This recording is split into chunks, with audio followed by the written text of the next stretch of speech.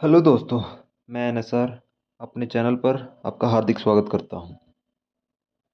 मेरे पिछले वीडियो में आपने ये देखा ही होगा कि मैंने उन 10 टर्मिनोलॉजीज को एक्सप्लेन किया जो कि एक बिगनर को पता होना ही चाहिए। आज फिर मैं एक ऐसी ही वीडियो के साथ आपके सामने हाजिर हुआ हूं। तो चलिए लेते हैं आज का video. Understanding terminologies of stock market part 2। अपना स्टॉक बाय करने से पहले हमारे को दो ऑप्शंस मिलते हैं, मार्केट ऑर्डर और लिमिट ऑर्डर। मार्केट ऑर्डर को सिलेक्ट करने से स्टॉक प्राइस का जो करंट प्राइस होता है मार्केट में, उसी प्राइस पर स्टॉक जो भी हमने ऑर्डर प्लेस किया है वो एग्जीक्यूट हो जाता है। और अगर हम लिमिट ऑर्डर में उसको प्लेस करते हैं अपना ऑर्डर को, तो हमारा जो लिमिट ऑर्डर जैसे ही हमारा स्टॉक प्राइस उस स्टॉक प्राइस जो हमने लिमिट किया हुआ है उसको हिट करेगा तो वो एग्जीक्यूट हो जाता है। ये सेलर्स और बायर्स पर भी डिपेंड करता है जो उस वक्त प्रेजेंट रहते हैं हमारे प्राइस लेने के लिए। जैसे ही हमने कोई प्राइस सेलेक्ट किया, अगर कोई भी सेलर या बायर उस प्राइस पर उस ऑर्डर को एग्जीक्यूट करने के लिए बेतरतीब है, जैसे हम सेल करना चाह रहे हैं किसी भी स्टॉक को और कोई और बाय करना चाह रहा है उसी प्राइस पर, तो तभी वो ऑर्डर एग्जीक्यूट होता है। इसलिए दो तरह के ऑर्डर्स होते हैं, मार्केट ऑर्डर और लिमिट ऑर्डर। ये ऑर्डर्स एक्सचेंज के साथ प्लेस किए जाते हैं। वोलेटिलिटी। वोलेटिलिटी वो चीज़ होती है जिसमें हमें पता चलता है कि एक स्टॉक में कितनी ज़्यादा फ्लक्चुएशंस हो रही हैं। स्टॉक मार्केट में काफ़ी स्टॉक्स के स्टॉक प्राइस में काफ़ी चेंजेस होते रहते हैं और अक्सर ये लार्ज कैप और मिड कैप स्टॉक्स में देखने को मिलता है, जिनकी वोलेटिलिटी बहुत ज़्यादा होती है as compare to small cap stocks. ये सप्लाई डिमांड और लिक्विडिटी पर भी डिपेंड करता है। Market cap. सभी शेयर्स की जो टोटल वैल्यू होती है उसको मार्केट कैप एक कंपनी का कहा जाता है। जैसे कि इसका एक फॉर्मूला होता है, जो भी करंट वैल्यू है उस शेयर का, उसको जब हम मल्टीप्लाई करते हैं टोटल आउटस्टैंडिंग शेयर से तो हमें मार्केट कैप का पता चलता है। आउटस्टैंडिंग शेयर्स वो शेयर्स होते हैं जो कंपनी ने इशू किए होते हैं इन्वेस्टर्स को। फॉर एग्ज़ाम्पल, अगर एक कंपनी का शेयर प्राइस 20 है और उसके 100 करोड़ शेयर्स हैं तो उसको मल्टीप्लाई करके 2000 करोड़ उसका मार्केट कैप बन जाता है।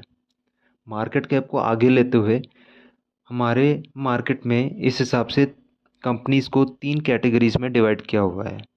जिन कंपनीज़ का मार्केट कैप 20,000 करोड़ से ज़्यादा है उनको लार्ज कैप कंपनीज़ कहा जाता है। जिन कंपनीज़ का मार्केट कैप 5,000 से 20,000 करोड़ के बीच में है उसे मिड कैप कंपनीज़ कहा जाता है। और जिस कंपनीज़ का मार्केट कैप 5,000 करोड़ से कम है उसे स्मॉल कैप कंपनीज़ कहा जाता है। मार्केट में लिस्टिंग होने से पहले एक प्राइवेट कंपनी कैसे पब्लिक कंपनी बनती है, वो उस प्रोसेस को आईपीओ कहा जाता है। आईपीओ का मतलब होता है initial public offering. Initial public offering से ये हम ये समझते हैं, कोई भी प्राइवेट कंपनी अगर पब्लिक को अपने शेयर्स इशू करना चाहती है तो वो आईपीओ के द्वारा इशू करती है। इससे क्या होता है, जो भी रिटेल इन्वेस्टर्स होते हैं उनके लिए भी वो शेयर्स अवेलेबल हो जाते हैं। कंपनी आईपीओ से जो फंड रेज होता है उसे डिफरेंट पर्पसेस के लिए यूज़ करती है, जैसे कि अपना बिजनेस एक्सपेंशन के लिए, डेट पे करने के लिए और कोई नया एक्विजिशन हायर करने के लिए। इससे कंपनी का प्राइवेटाइजेशन पब्लिकली हो जाता है, मतलब वो प्राइवेट कंपनी अब पब्लिक कंपनी बन जाती है। इस आईपीओ को डिटेल में समझने के लिए मैं एक अलग वीडियो भी पोस्ट करूँगा। डाइवर्सिफिकेशन। डाइवर्सिफिकेशन वो चीज़ होती है जिसमें कोई भी इन्वेस्टर अलग अलग सेक्टर्स के स्टॉक्स को बाय करता है।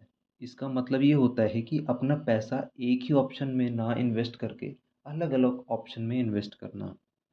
इसके बहुत सारे तरीके हैं, जैसे कि अलग अलग इंडस्ट्रीज़ में आप इन्वेस्ट कर सकते हो, जैसे बैंकिंग, फाइनेंशियल, ग्रोथ, किसी भी तरह का स्टॉक जैसे कि जो अलग अलग इंडस्ट्रीज से बिलोंग करता है। यही क्लासिफिकेशन एसेट बेस्ड में भी है। एसेट बेस्ड में हम स्टॉक्स, बॉन्ड्स, गोल्ड्स, ऑल्टरनेटिव्स इन सब में इन्वेस्ट करते हैं ताकि हमारा पोर्टफोलियो डाइवर्सिफाई हो जाए। डाइवर्सिफाई से मतलब इसके हम अलग अलग सेगमेंट्स में इन्वेस्टिंग कर रहे हैं। इससे हमारे रिस्क भी कम हो जाते हैं और हमारा प्रॉफिट भी लिमिटेड रहता है। ब्लू चिप स्टॉक्स, जो भी कंपनीज जो कि स्टॉक मार्केट में बहुत पहले से लिस्टेड है और बहुत ही अच्छी प्रोग्रेस ग्रोथ है या उसकी रेट है, उन्हें ब्लू चिप कंपनीज कहा जाता है। ये काफ़ी बड़ी टाइम कंपनीज होती हैं और ये काफ़ी टाइम से इनका बिजनेस चल रहा होता है और ये काफ़ी अच्छी ग्रोथ शो करती हैं। तो बिगनर्स को हमेशा यही एडवाइस किया जाता है कि सबसे पहले जब भी एंट्री लें तो ब्लू चिप स्टॉक्स में इन्वेस्ट करें, जैसे कि HDFC, Reliance industries, ICICI bank. इनमें रिस्क कम होता है, रिस्क मैनेज होता है और अगर मार्केट में वोलेटिलिटी आती है तो ये डिसेंट रिटर्न्स भी देते हैं। अब एक चीज़ आती है बोनस इशू। बोनस इशू से हम ये समझते हैं कि अगर कंपनी इन्वेस्टर्स को या फिर जो भी उनके ट्रेडर्स हैं या फिर जो भी उन्होंने जिस भी स्टॉक्स को जो भी रिटेल इन्वेस्टर्स ने उनके स्टॉक्स को खरीद रखा है, अगर उनको रिवॉर्ड देना चाहती है तो लेकिन उनके पास इतना कैश नहीं है, तो वो उनको एडिशनल शेयर्स अलॉट करती है। ये एडिशनल शेयर्स फ्री होते हैं, कंपनी के शेयर्स इंक्रीज होते हैं और मार्केट में उनकी लिक्विडिटी भी बढ़ जाती है। होता क्या है, एक एग्जांपल के तौर पे देखिए इसे। जैसे कि अगर बोनस इशू होता है 3:1, तो इससे ये समझा जाता है कि हर एक एग्जिस्टिंग शेयर के लिए आपको 3 शेयर्स अलग से और अलॉट होंगे। तो मतलब अगर किसी भी कंपनी का आपके पास एक शेयर है तो वो बढ़ के आपको 3 एडिशनल शेयर्स और अलॉट होंगे, तो टोटल आपके पास 4 शेयर हो जाएंगे। आपका जो टोटल वैल्यू है उस शेयर का वो सेम रहता है जो टोटल आपने इन्वेस्ट कर रखा है, लेकिन हर एक शेयर का प्राइस उसी रेशियो में डिक्रीज़ हो जाता है और वो रेशियो डिपेंड करता है मार्केट में जो उसकी परफॉर्मेंस है और मार्केट में जो ग्रोथ है उसके कारण भी उसका जो प्राइस है वो ऊपर नीचे हो सकता है। अब इसी के साथ एक और टर्म आती है, वो है स्टॉक स्प्लिट। जैसे कि बोनस इशू में एडिशनल शेयर्स अलॉट होते हैं, स्टॉक स्प्लिट में जो भी एग्जिस्टिंग स्टॉक्स होते हैं उन्हें मल्टीपल स्टॉक्स में डिवाइड कर दिया जाता है। वैल्यू, पूरी टोटल वैल्यू जो आपने इन्वेस्ट कर रखी है वो सेम ही होती है, लेकिन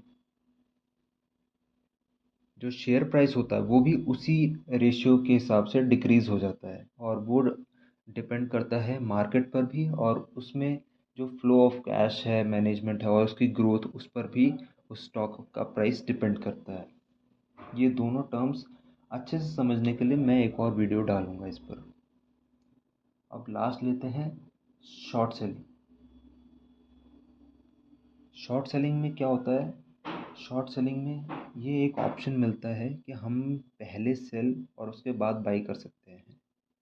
इसमें होता क्या है, जैसे मैं एग्जांपल लेता हूँ, अगर हमने कोई भी स्टॉक, जैसे ये वैसे फ्यूचर एंड ऑप्शंस के लिए कोई भी ऑप्शन खरीदा या स्टॉक खरीदा और हम उसको लेके बैठ जा रहे हैं, लेकिन हमने सबसे पहले सेल किया उसको। हमने जब वो महंगा था तो उसको सेल कर रखा है और जैसे ही हमें मार्केट में करेक्शंस दिखते हैं या मार्केट नीचे आता हुआ दिखता है और उसका दाम घट जाता है तो हम बाय कर लेते हैं वही सेम क्वांटिटी। असल में हमारे पास शेयर्स नहीं थे, लेकिन हमने उनको पहले सेल किया उसके बाद बाय किया, तो इससे प्रॉफिट अच्छा खासा मिलता है और जो स्मार्ट ट्रेडर्स होते हैं वो गिरते मार्केट में भी इससे कमा लेते हैं काफ़ी चीज़ें। तो ये थे आज के वो 10 टर्म। आशा करता हूँ आपको वीडियो अच्छा लगा होगा। वीडियो अच्छा लगा है तो प्लीज़ इसको लाइक और शेयर ज़रूर करिएगा और मेरा चैनल को भी सब्सक्राइब करें ताकि आप ऐसी ही वीडियोस और भी देख सकें। Thank you and bye bye.